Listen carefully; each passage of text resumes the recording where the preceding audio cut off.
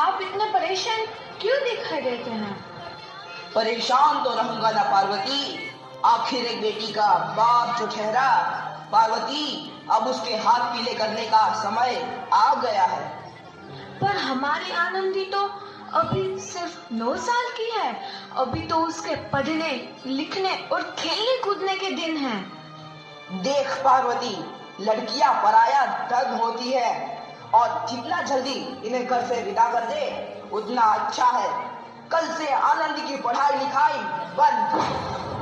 पर बापू, इसमें मेरी क्या गलती है? आप मुझे पढ़ाई करने क्यों नहीं देते? तेरी गलती है कि तू एक लड़की है। लड़का होती तो क्या बापू? लड़का होती तो क्या? ऐ लड़की, ज्यादा जबान ना चला, नहीं तो जबान हलक से खींचकर बाहर निकाल दूंगा। बापू, मैं पढ़ लिख कर कुछ बनना चाहती हूँ। मेरी पढ़ाई ना रोको बापू। आनंदी, तुझे पढ़ना है तो पढ़, लेकिन सारी उम्र बाप की छाती पर यूं बोझ बनकर ना बैठ। पर बापू, अभी तो मेरी उम्र पढ़ाई लिखाई की है। मुझे पढ़ लिख कर डॉक्टर बनना है। पढ़ाई पढ़ाई पढ़ाई, आज तो तेरी इन किताबों का काम तमाम करके ही छोड़ूंगा। ये ले। नहीं बापू, मत फाड़ो बापू। छोरी। नहीं बापू, नहीं। बापू, ये तुमने क्या किया? तुमने मेरी इन किताबों को ही नहीं फाड़ा बापू, मेरी किस्मत फाड़ दी, मेरी किस्मत। ये कॉपी किताबें ना सिर्फ छोरों के हाथ में अच्छी लगती है, लड़कियों के हाथ में तो सिर्फ मेहंदी अच्छी लगती है, मेहंदी। पर बापू, मैं लड़की हूँ तो क्या हुआ? लड़का और लड़की तो हमारी दोनों आंखों के समान होते हैं। चुप कर आनंदी, और यह एहसान मान कि अब तक जिंदा है तू। कहीं बचपन में गला दबाकर मार दिया होता तो यह तेरी बकबक नहीं सुननी पड़ती आज। पर बापू, मुझे चूल्हा जलाना अच्छा ना लगे है। देख छोरी, जितना जल्दी हो तू चूल्हा जलाना सीख ले, उतना ही अच्छा है तेरे लिए। और हाँ, तेरा ब्याह तो होगा, वो भी कल के कल। अगला जीवन है तुम्हारी यह कहानी। आंचल में है दूध और आंखों में है पानी।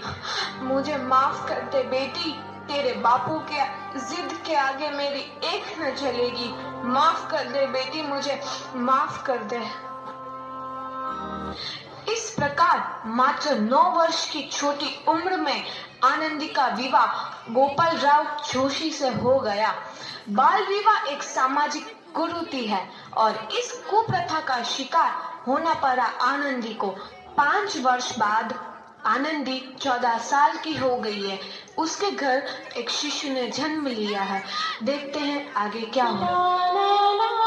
देखिए ना, इसे क्या हो गया है? इसका माथा तो अंगार की तरह तप रहा है। इसे तो बहुत तेज बुखार है। आप बिना कुछ भी बोलते हैं, दीजिए मुझे। माधव, जल्दी से वैद्य जी को बुला के लाओ। जी, अभी बुला के लाता हूँ। ये तुम क्या कर रही हो आनंदी? भगवान की विभूति लगा रही हूँ। बस करो आनंदी, ये सब अंधविश्वास है। अरे आप यकीन तो कीजिए, भगवान की कृपा से इसका माथा ठंडा हो रहा है और बुखार भी उतर गया है ना बाबू? देखिए, दीजिए मुझे। उठो बाबू, आंखें खोलो, तुम्हें तुम्हारी माँ बुला रही है। आंखें खोलो, देखिए ना इसे क्या हो गया है। आंखें भी नहीं खोल रहा। आंखें खोलो बेटा। आप चुप क्यों है? आंखें खोलो बेटा, आंखें खोलो। आनंदी, हमारा बेटा कभी आंखें नहीं खोलेगा। नहीं, ऐसा नहीं हो सकता। मेरे बेटे को मुझसे कोई नहीं छीन सकता, कोई नहीं छीन सकता। पागल मत बनो आनंदी। माधव,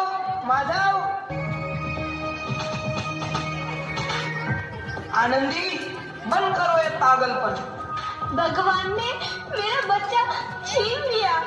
भगवान ने नहीं, तुम्हारी अशिक्षा और अंधविश्वास ने तुम्हारा बच्चा छीना है। अगर तुम पढ़ी लिखी होती तो आज हमारा शिशु जीवित होता। तुम अनपढ़ थी आनंदी, अनपढ़। नहीं, अब मैं अनपढ़ नहीं रहूंगी। नहीं रहूंगी मैं अनपढ़। मैं पढ़ूंगी ताकि कल किसी और आनंदी को इलाज के अभाव में अपना बच्चा ना खोना पड़े। शाबाश आनंदी, और यही तुम्हारे अपराध के लिए प्रायश्चित भी है।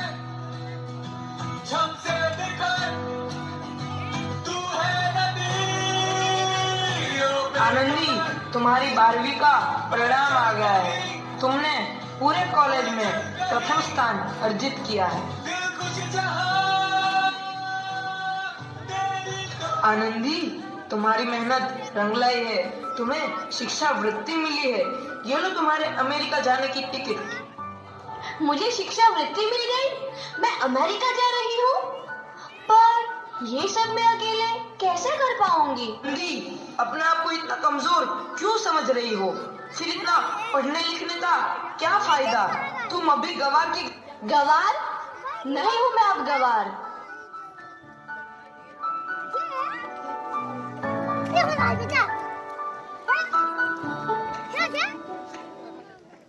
तो इस प्रकार 7 अप्रैल 1883 को आनंदी अमेरिका के पेंसिल्वेनिया के लिए रवाना हुई और 3 साल बाद उन्होंने डॉक्टर ऑफ मेडिसिन की उपाधि प्राप्त कर ली।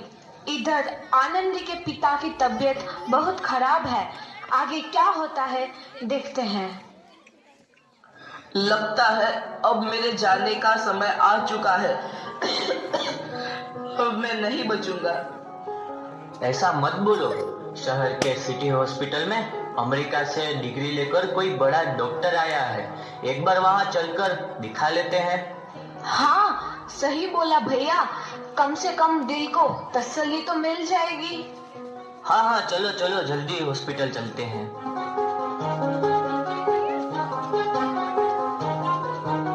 इस मरीज की हालत तो बहुत ही खराब है। कोई चमत्कार ही इसे बचा सकता है। ऐसा मत बोलो भाई। डॉक्टर साहब कब तक आ जाएंगे? लो आ गई डॉक्टर मैडम। डॉक्टर मैडम, जल्दी देखिए, मरीज की हालत बहुत ही खराब है।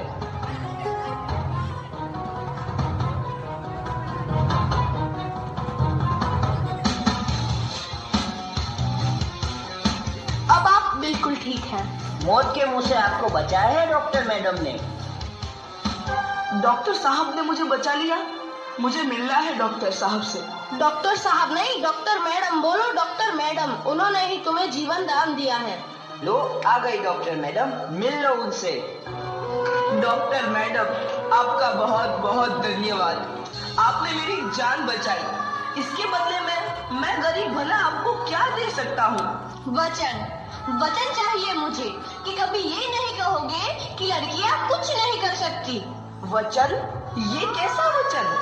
अरे श्यामलाल, तुमने पहचाना नहीं? तुम्हारी बेटी आनंदी। आनंदी? मेरी बेटी आनंदी डॉक्टर? हाँ बापू, वही आनंदी जिसके लिए बचपन में तूने चूल्हा और दूल्हा के अलावा कुछ नहीं सोचा था। आनंदी, आनंदी मेरी बेटी, मुझे माफ कर दे। मैं तेरा गुनहगार हूँ बेटी। नहीं बापू, वही आनंदी जिसके हाथ पीले करके तुम उसकी सारी जिंदगी काला कर देना चाहते थे। माफ कर दे मुझे मेरी बच्ची, माफ कर दे। मैं तेरा अपराधी हूँ मेरी बच्ची, माफ कर दे। नहीं बापू, मैंने तो तेरा एहसान चुकाया है। याद है ना अपना एहसान जो बचपन में तुमने मुझ पर किया था? ताने सुना कर जीते जी मार डाला था मुझको। अब बोल, और किस किस को मारेगा? आनंदी बेटी, मुझे माफ कर दे मेरी बच्ची। मैं तेरा गुनहगार हूँ। बापू, आपने ही तो बोला था किताबें सिर्फ बेटों के हाथ में अच्छी लगती है, बेटियों के हाथ में तो सिर्फ मेहंदी। बेटों और बेटियों में फर्क करना तो आंखों में फर्क करने समान है। एक का पढ़ना और दूसरे का ना पढ़ना सामाजिक अंधकार है बापू, सामाजिक अंधकार। उपकार मांगता हूँ मैं तुझ जैसी बेटी का, जिसने सारी उम्र तुझसे कुछ ना मांगा तो सिर्फ बराबरी का दर्जा। वरना सच तो यह है कि मैं तेरी माफी के लायक भी ना हूँ। मुझ जैसा बाप तेरी बराबरी कर सके उसके मैं लायक भी ना हूँ मेरी बेटी, लायक भी ना हूँ। अपने बापू को क्या माफ नहीं करोगी आनंदी? माफ कर दो आनंदी, माफ कर दो। सुबह का भूला यदि शाम को घर लौट आए तो उसे भूला नहीं कहते। बापू।